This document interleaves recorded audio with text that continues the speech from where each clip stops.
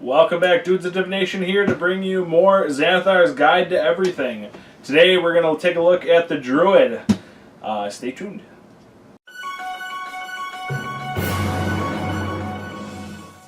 What's new and exciting for the Druid class?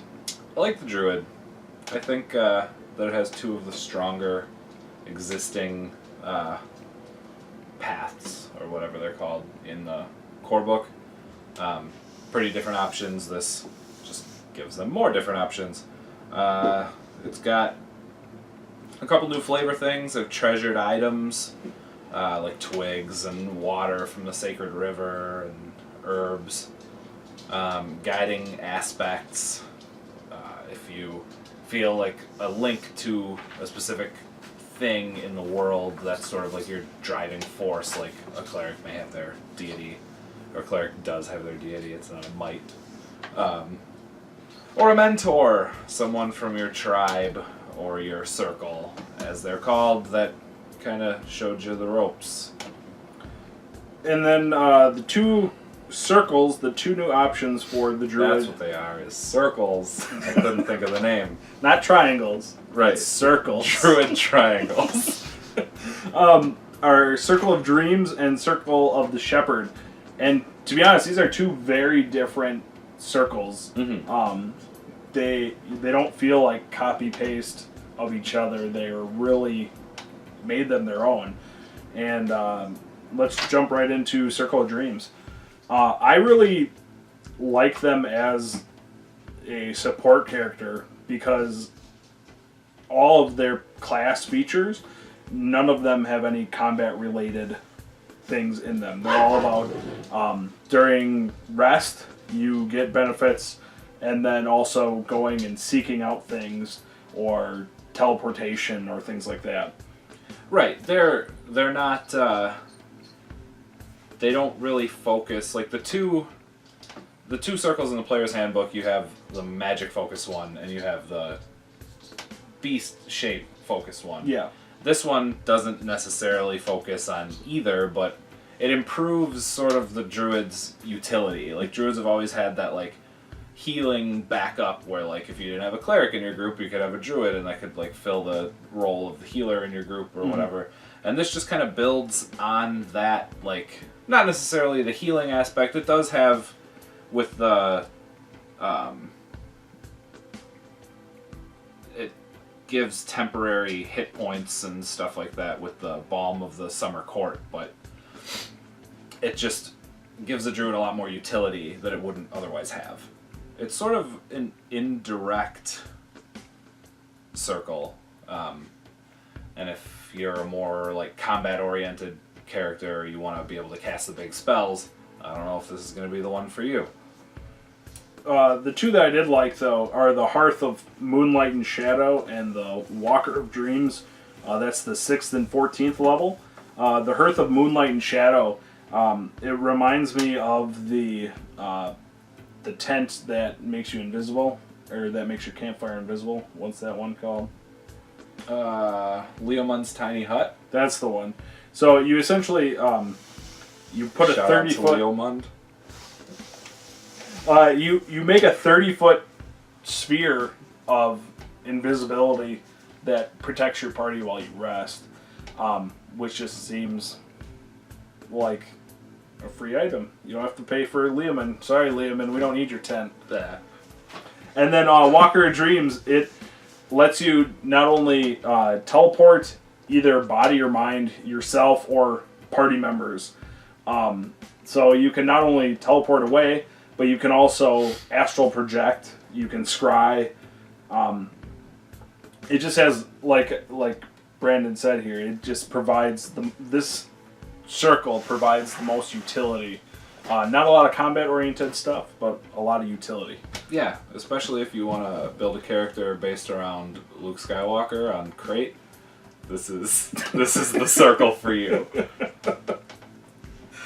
Lastly, we have Circle of the Shepherd, which goes back to feeling a lot like classic Druid. You know, communing with animals, communing with nature, imbuing that essence.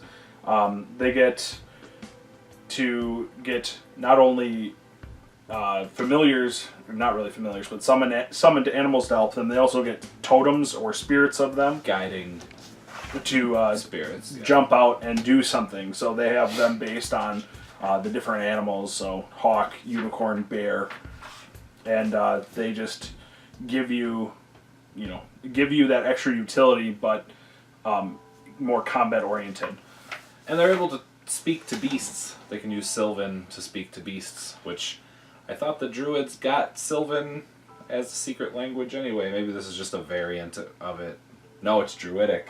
That's what it is. I get them mixed up. And then I really like the final ability is the Faithful Summons.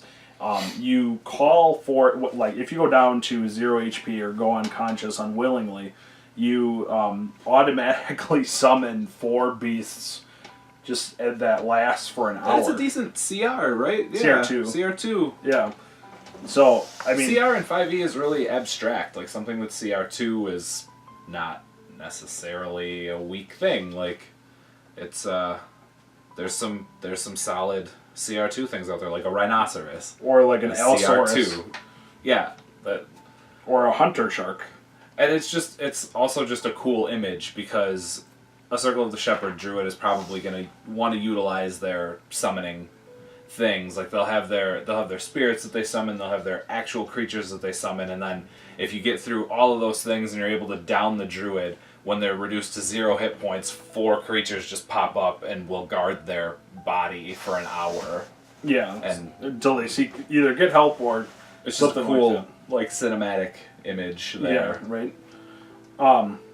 And then after that, it gives you kind of a guide to help you with your beast shapes. As a druid, what kind of beasts would you see? Because beast shape says that you can transform into any beast that you would have seen. And that can be a little overpowered if, I've seen a great whale before, that's CR5. Yeah. You know? So it gives you kind of an idea as a DM to help like scale down the... Yeah, it gives the different regions, like Arctic coast forests are a few, like... And like you said, if you're playing a campaign that's largely based like in a forest setting where you're fighting bandits and wolves, and you wouldn't be able to be shaped into a velociraptor. Right. Like, yeah.